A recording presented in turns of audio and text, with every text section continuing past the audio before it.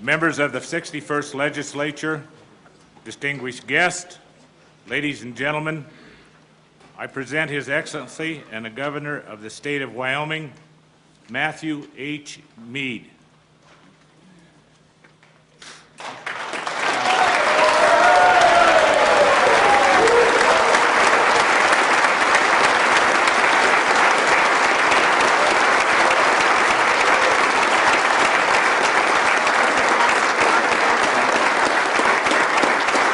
Thank you. Thank you very much. Thank you. Please be seated. Thank you. Thank you. Thank you. Thank you very much. Thank you.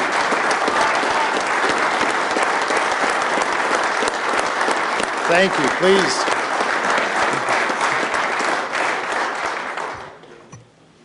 Thank you. What a wonderful, wonderful warm welcome. I am so pleased to be here today.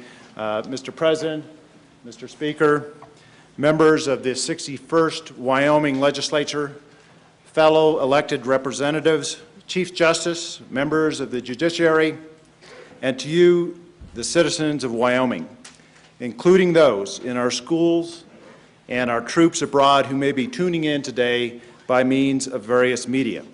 Howdy, good morning. Today, for the first time, I'm pleased to announce we have live internet video feed. We'll see how it turns out, but as you know, connectivity is important to our state, including the opportunity for our citizens to see our legislative process at work. Thank you for the opening prayer.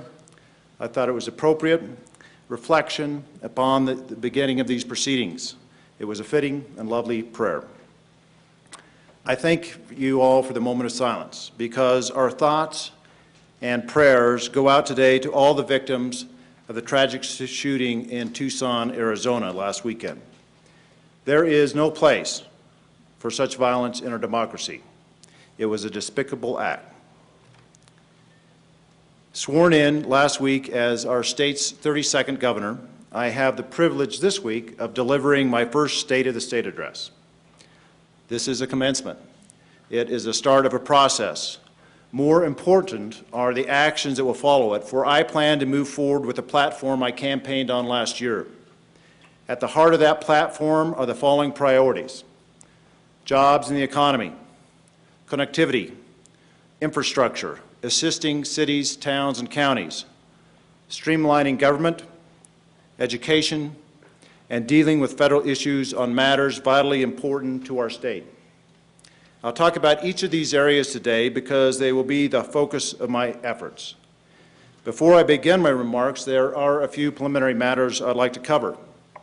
First of all, I will take some time and the privilege, I guess, to tell you that today is a special day. Today, 11 years ago, my son Pete was born. Today is his birthday. So, son, happy birthday.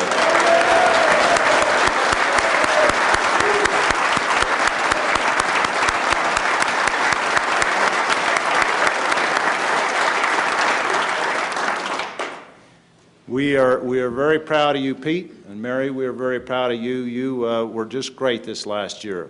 I want to tell you that Pete's a smart young boy, and I would not be surprised. He seems to have a tendency towards the legal field. As an example of this, a couple days ago, he was telling me, hey, Dad, you know what happens when I get in trouble with my teacher? I said, what's that? He said, I take the Sixth Amendment. And I said, Pete, you mean you take the Fifth Amendment? He said, that too. So I'm not sure if he'll be a prosecutor. That sounds more like a criminal defense attorney to me. My wife, Carol, it is so nice to have you here. Thank you for all the support you've given me over the last year. Carol is a great reviewer of speeches. And before I give a speech, I always want her eyes to look at it. So I was pleased this morning. We've had a lot of late nights and not a lot of sleep the last couple of weeks. And so I was pleased this morning as I got her up and she took her first look at my comments today that she said, hey, you know, I've just got a few brief suggestions, which was rare because usually it's a whole lot of suggestions. And she said, first of all, because this is a process where you're getting involved in where there is compromise and deal struck, perhaps because you've got not a lot of sleep lately, and because I've read your speech, you should say, listen, have them agree if they don't fall asleep during your speech, you won't fall asleep either. But before you would agree to that, you should also know that her really serious comment was, I think you should start the first line starting with, in conclusion. So those are her views. I want to thank, starting out, I want to thank Governor Freudenthal and his staff for working with me and my staff to make such a smooth transition. It really worked extremely well. And I think it's appropriate to thank Governor Freudenthal and Judge Freudenthal for their 8 years of excellent service to Wyoming.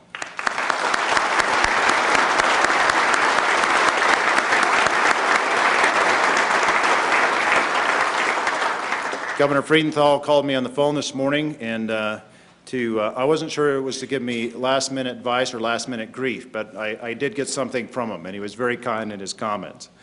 I also want to thank the legislature, my fellow elected officials, Max Maxfield, Cynthia Cloud, Joe Meyer, and Cindy Hill, and the people in their offices, all who've extended courtesy and cooperation this past week. They've provided great welcome to me.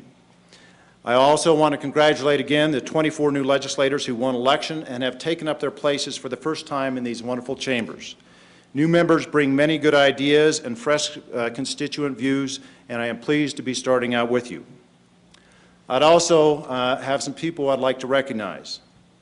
Eastern Shoshone Business Council member Willie Nosey, Northern Arapaho Business Council Jim Shakespeare and Lydell Whiteplume are here today. I worked with the Tribal Business Councils often when I was U.S. Attorney, and now I greet you in a different capacity as Wyoming's Governor. Welcome.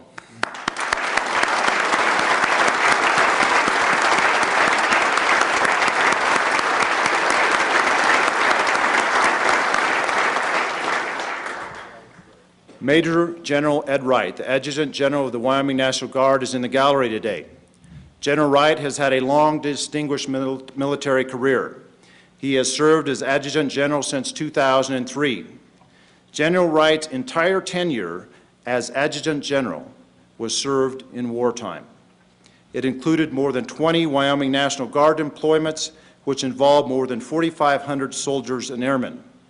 Additionally, during his term, Camp Guernsey has become a state-of-the-art facility, training roughly 900,000 military from around the state, from around the country, from around the world.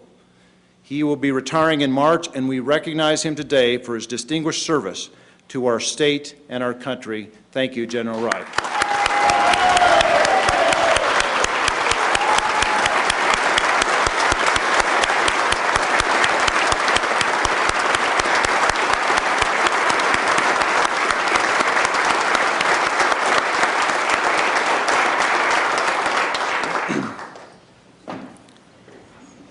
Also in the gallery today is Lieutenant Colonel Bruce Rowe, 187th Airlift Wing Commander. Lieutenant Rowe led 200 personnel on the most recent Wyoming Air National Guard deployment in Afghanistan. Those airmen returned home in December. Colonel Rowe has deployed 6 times since September 11, 2001. Welcome, Colonel Rowe.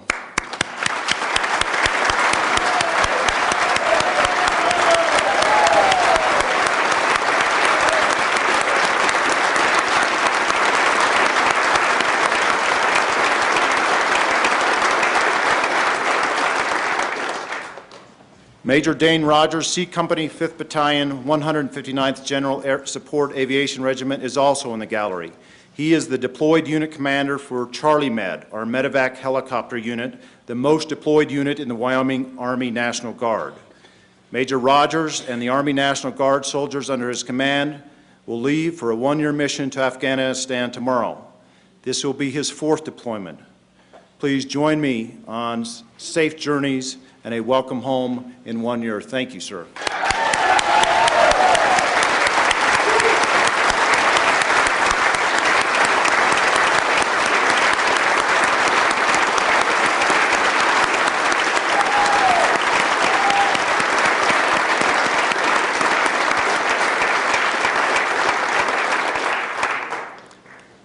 I want to recognize and thank all Guard members for their service. It means so much to our state and our country. I specifically want to mention our appreciation to the military personnel serving far away from their homes. Words do not do justice to the sacrifice you're making. The sacrifice of the brave men and women of the military and their families allows us to be safe, and we are grateful. They support us, and we send our thanks today and every day. Please join me in applauding the fine men and women who are serving or who have served our nation's armed forces.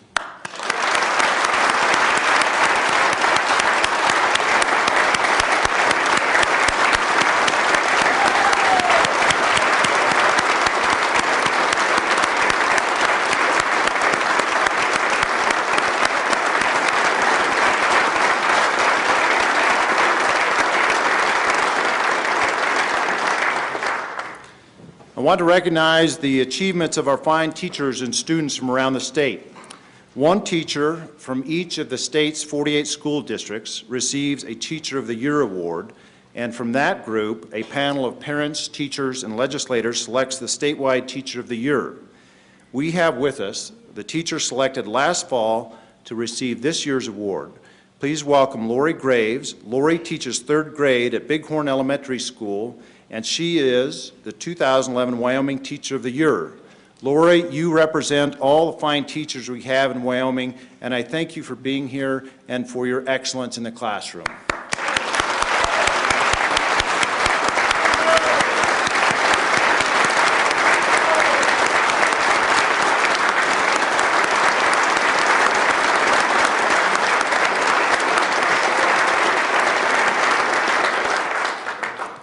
We have a couple of our outstanding students with us.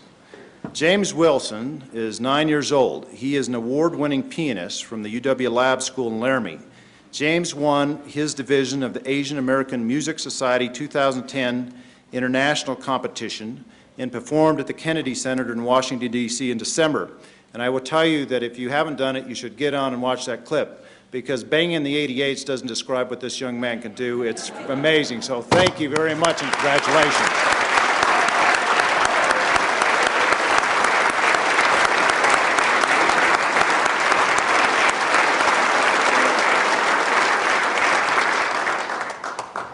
Taylor Ballack is with us today. He is Wyoming Spelling Bee champion for 2010.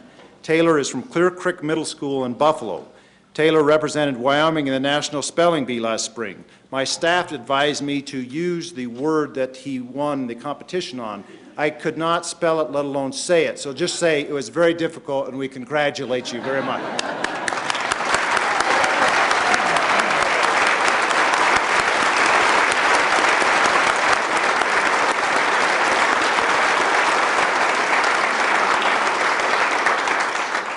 You both represent all the many accomplished students attending school in Wyoming.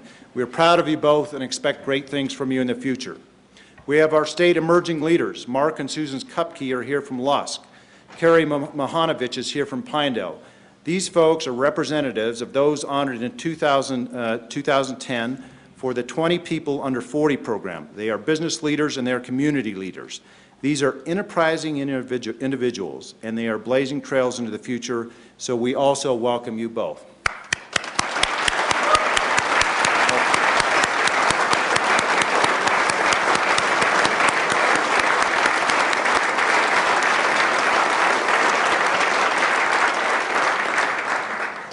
When you look at people of distinction in Wyoming, and those mentioned today represent a few of many, many such people, we recognize the state of the state is very good.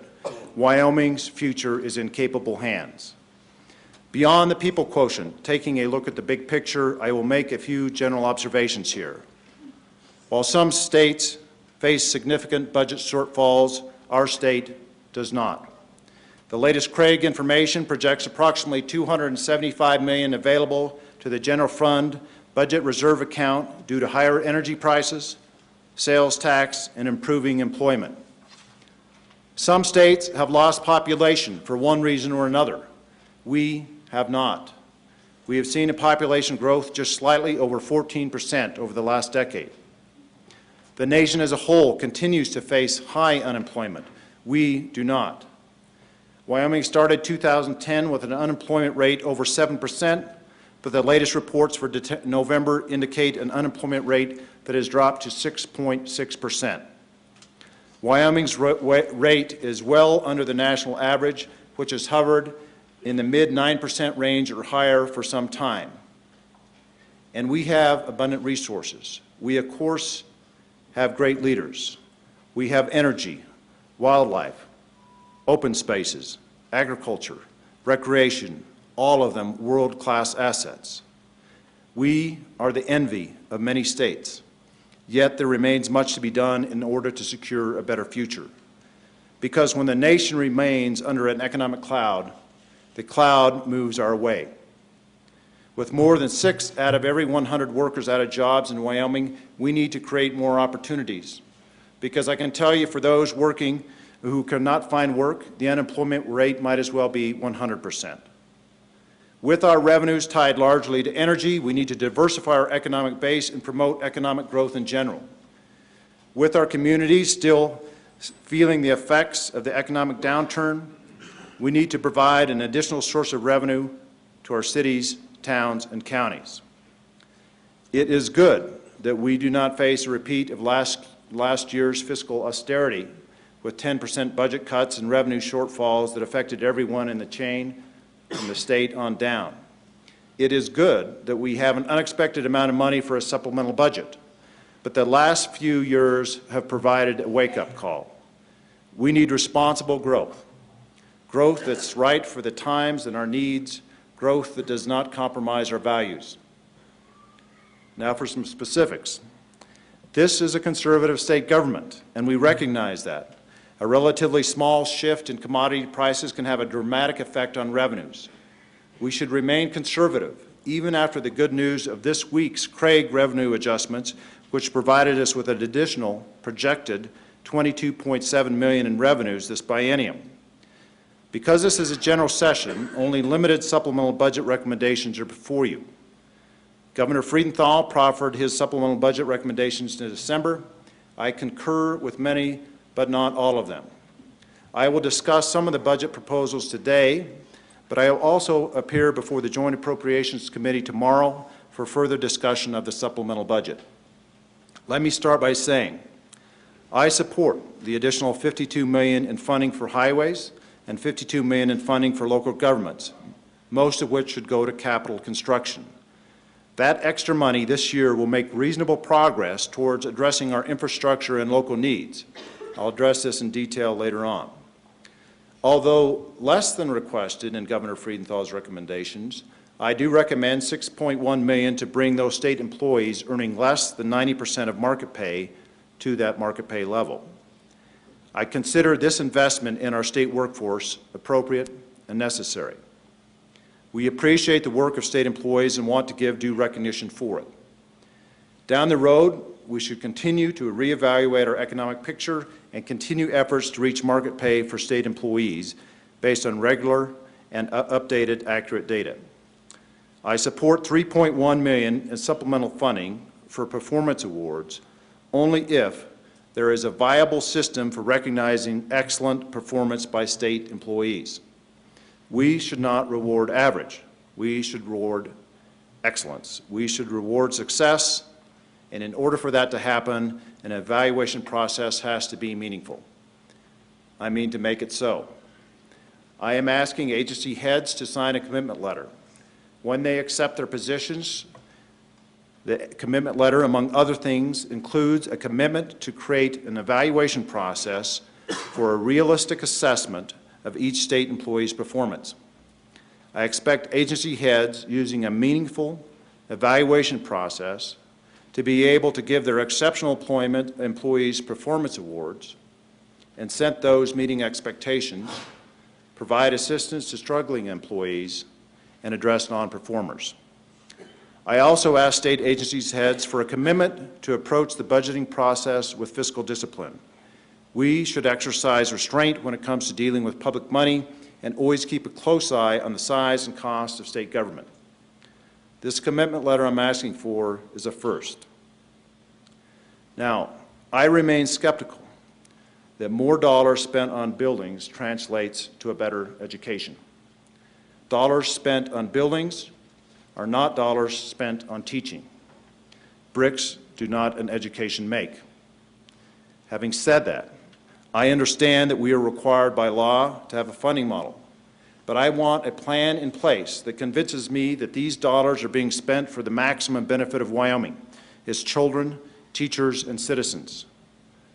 Governor Freudenthal recommended $61.9 million for construction of school facilities. This, I remind you, is on top of the $1.2 billion appropriated between 2003 and 2010.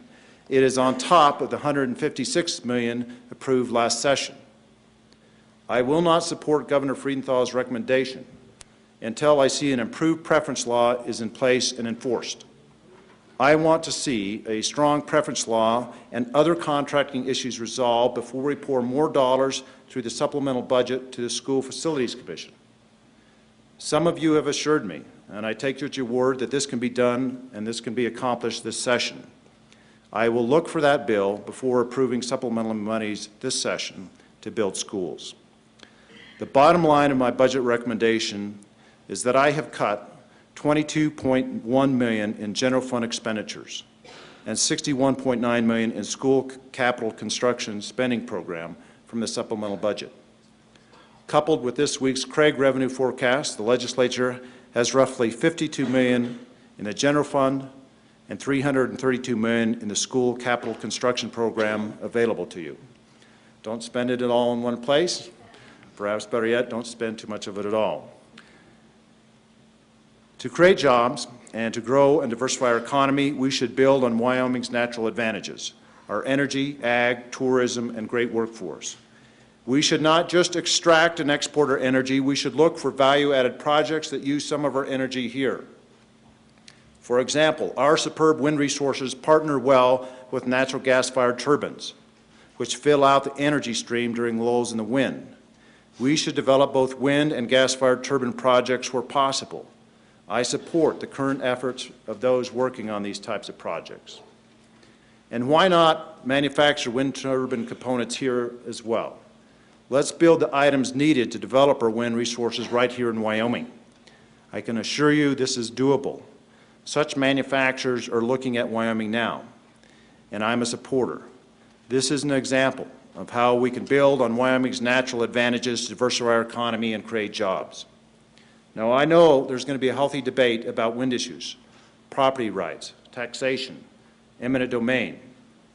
I hope legislation that balances all the interests and keeps Wyoming's competitive wind companies in place and here in Wyoming will reach my desk this session.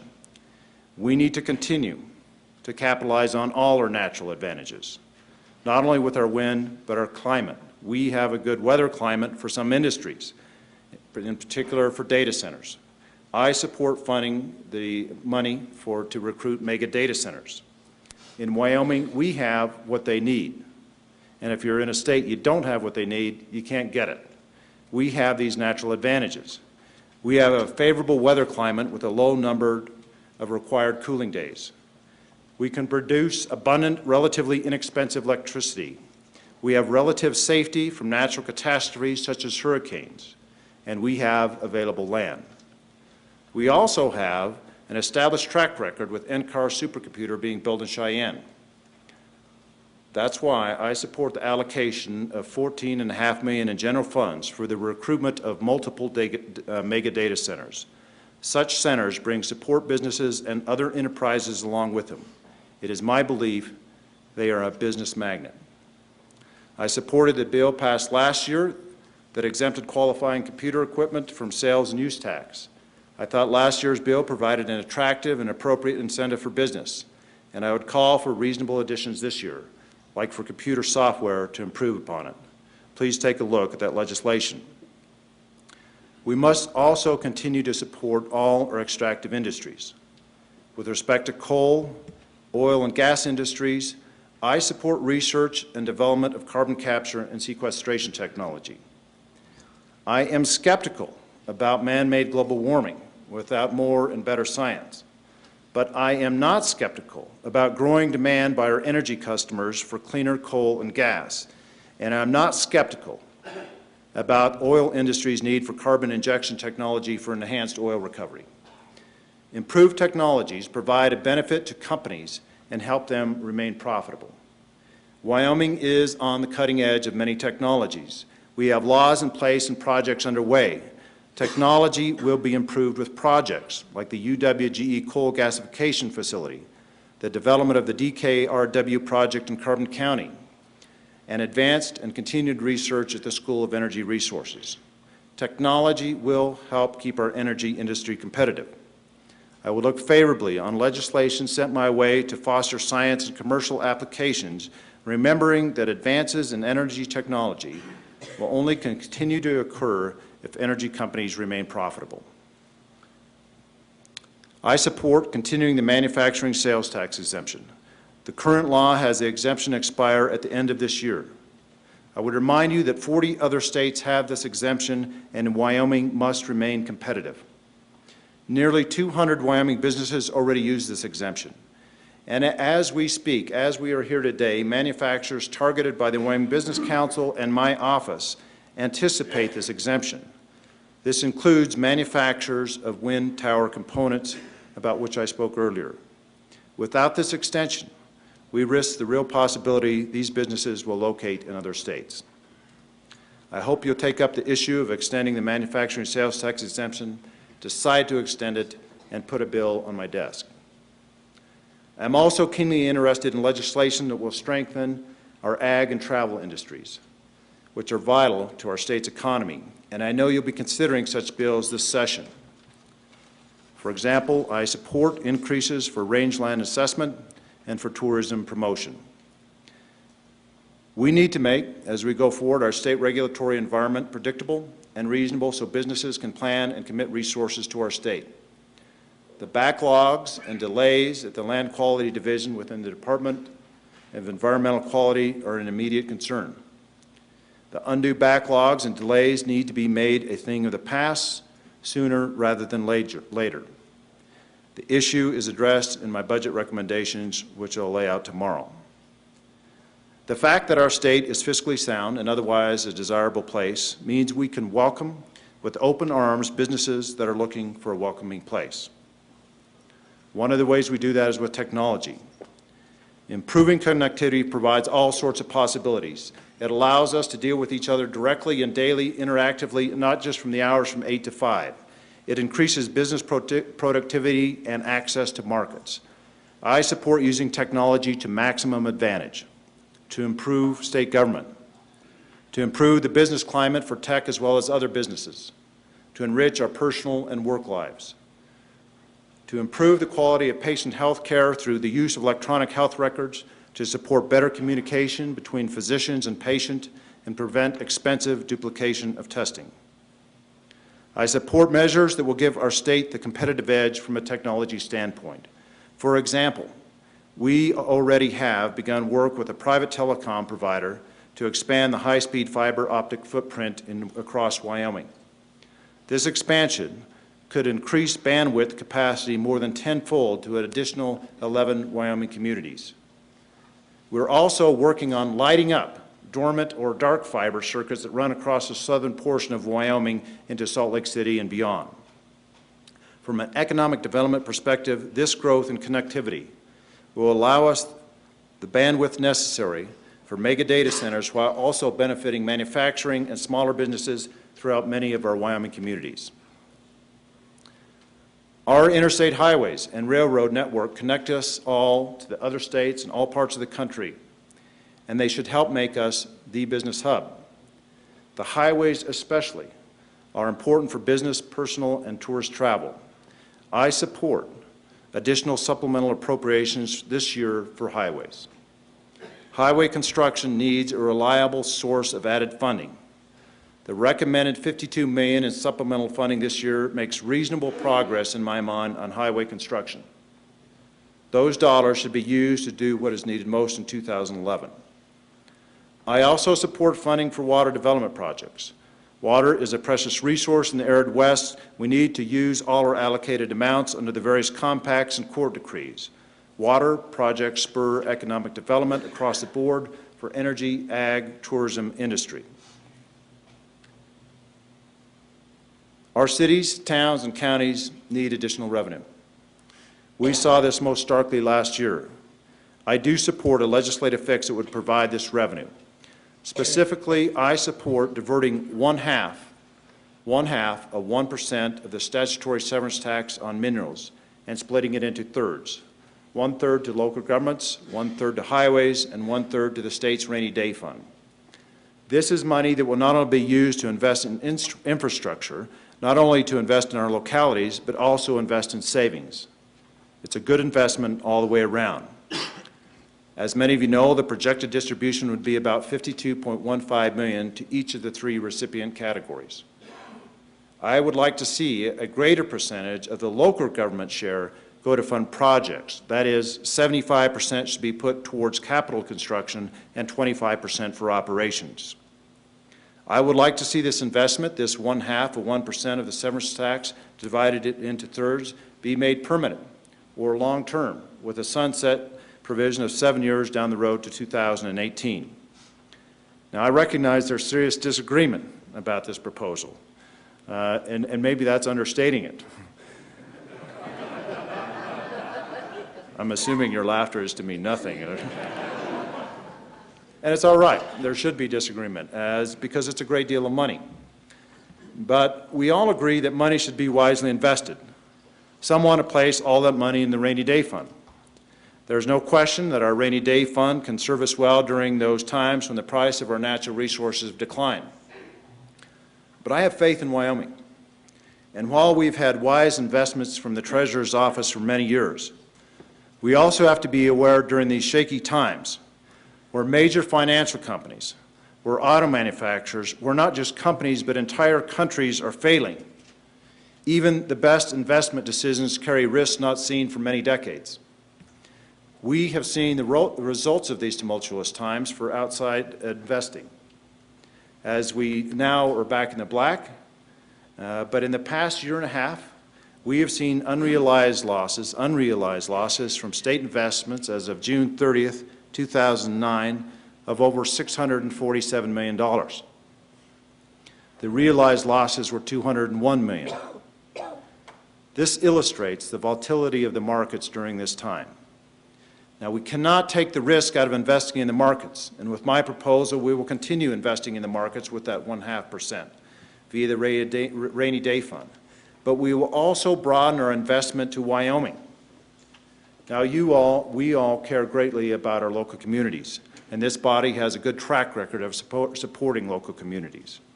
But do we continue along these lines during these shaky times, investing all of that money in companies that may be in other states and other countries, or do we believe in Wyoming? Do we believe in Wyoming enough? Our people, our towns, our counties, our small businesses, and our future to put Wyoming first. My proposal invests in local government, in infrastructure, in our highways and our bridges, and continues to invest in our rainy day account as well. It addresses my goals of economic development in that our local governments can do all the beautification projects they want. But if they don't have adequate water, sewer, bridges, roads, landfills, the recruitment and retention of business is near impossible. 1/3 of this money will go to the Department of Transportation to address the needs of our roads and bridges. Now, we can disagree how much is needed. We can also disagree on other funding options. But hopefully we can agree that without safe, adequate roads, economic development and the enjoyment of our state will be diminished. Hopefully we can also agree that for the executive branch to defer maintenance on roads is not fiscally strong, it is operationally weak. If we do not invest today, we will require those that follow us to invest many more dollars in the future. I urge you to consider this method of funding our roads. As I said, 1/3 of that money will go back to local governments. And it's curious to me how many agree with me that the states are the backbone of the country, that the people closest to the problems are the best ones to solve the problem. And yet, when we talk about providing greater control to the locals in terms of money, we shy away. In making your decision, remember, just as some of you view the federal government with a skeptical eye, so too does a city council member look at Wyoming's capital. Do we trust local governments in the way we would ask Congress to trust us? We should. And this 1/3 is a way to show our faith in local governments. If not made permanent, a 7-year sunset provision, as I said, is a reasonable compromise that would give the legislature the opportunity to consider the matter again, but also show an ongoing commitment to local communities and allow for adequate planning and investing. Now, if you don't agree with my proposal, find an alternative. Find an alternative, because we want and need predictable funding for local governments and highways, for highways. Now, last week, I announced my support for legislation that would consolidate the Department of Workforce Services and the Department of Employment. I have reappointed Joan Evans as Director of Workforce Services. She is an excellent agency head. I have also appointed Joan to serve as the Director of the Department of Employment. I hope you will send me a bill that consolidates these agencies. We will create one-stop shop for related employment matters, reducing dual administrative costs. As you saw from yesterday, I have chosen Tom Forsland to head the Department of Health. He is a proven administrator with an established track record of building reserves and careful budgeting year after year as city manager of Casper. I would ask you to look at the department that Tom Forsland is inheriting. It is a big, unwieldy agency. It gobbles up more and more of the budget pie each year. We should take a serious look at reorganizing the Department of Health, but I want Mr. Forsland involved in the process. So in the meantime, I would ask for the authority for me to appoint the head of the Health Financing Unit and have that person report directly to me. I'm responsible for state agencies.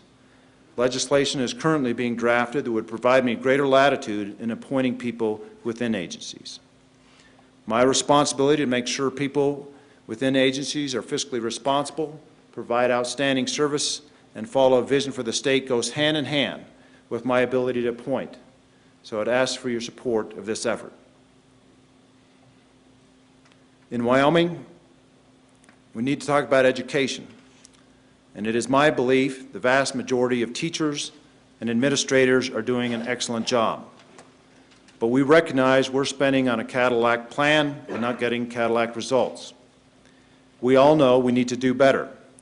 We should not accept average, and we should be bold in our approach. And from where I sit, education is too important to remove any debate from the table. There are no sacred cows. From money spent on building schools to block grants provided to districts, let's look at everything. It's also fair to look at changing teacher contracts, but a simple statutory change to alter teacher contracts without more is not a cure-all. Great teachers should be rewarded. Poor teachers should be removed. But as you consider teacher contracts, it should not be done in a vacuum. We should recognize they face challenges, and not just from 11-year-old boys playing hooky. They face other challenges as well. We do not want teachers fired for the wrong reason or for no reasons. What criteria should be used? We want greater accountability, and accountability can only come from removing teachers for the right reason. That is, they're not doing a good job teaching. To determine the quality of teaching requires an objective standard. Failing the use of an objective standard, we presume the infallibility of administrators.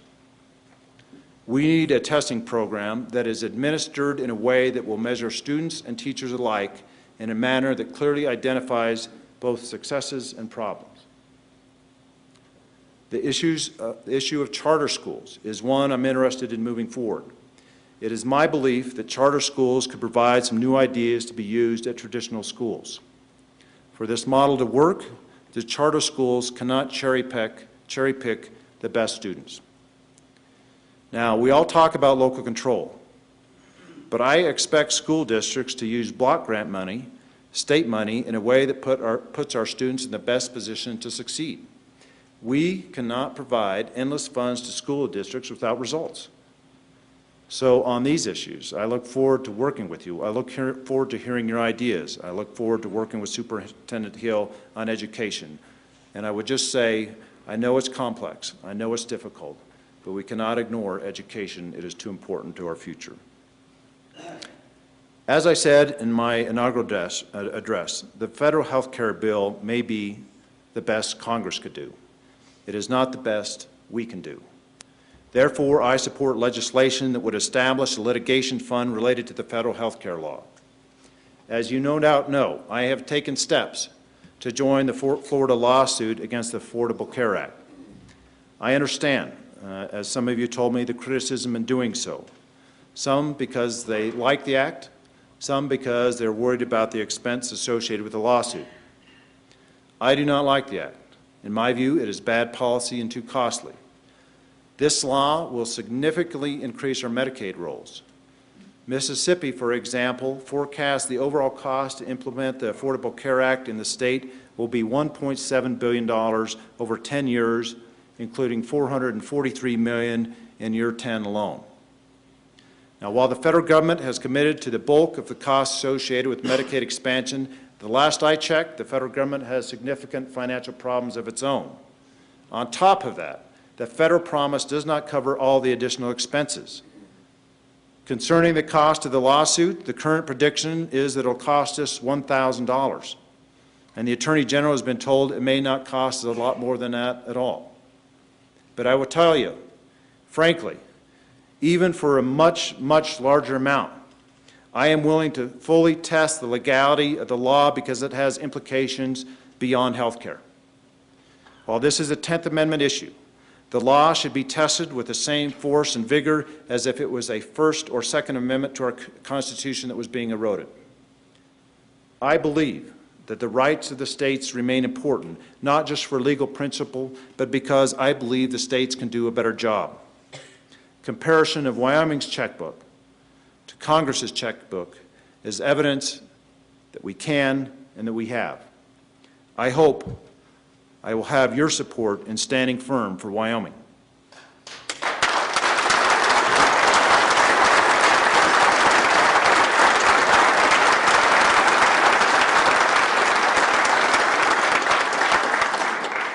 Now, it's not enough to say no. We should continue to seek state solutions even as we fight the federal law. I support legislative proposals that advance state health care solutions, including expansion of the Healthy Frontiers pilot project begun last spring. That project has passed the initial test and is currently enrolling participants in both Cheyenne and Casper. Not a lot, but the process has been started. The expansion will give us the data and the experience that we need to develop more effective and less costly health care options. Now, there are other areas that will require Wyoming to be proactive. We are small in number, but large in our contribution to this country, and our voice should be heard. Challenges to our ability to manage our wildlife, to produce our energy, to regulate our water and air quality should not go untested. We demand a balanced approach that protects our beautiful state, yet allows for mineral development. It is the citizens of Wyoming, from those interested in conservation to those interested in development, those Wyoming people, us. It is we who should have the debate making the decisions for Wyoming. To turn the issue of balance over to D.C., the more we do that, the more the debate will be taken from our mouths, from these halls, from this building, and moved to Washington, where only 3 of our citizens, our congressional delegation, will be joined in the debate while the rest of us are relegated to listeners. As I said in my inaugural address, the best solutions for Wyoming come from Wyoming. I would ask for your support to keep Wyoming's voice strong. The death rate of misuse of narcotic prescription drugs exceeds all other illegal drug and drug driving deaths combined. We need to better monitor narcotic prescription drugs at a point of contact to prevent abuse and lower the death rate.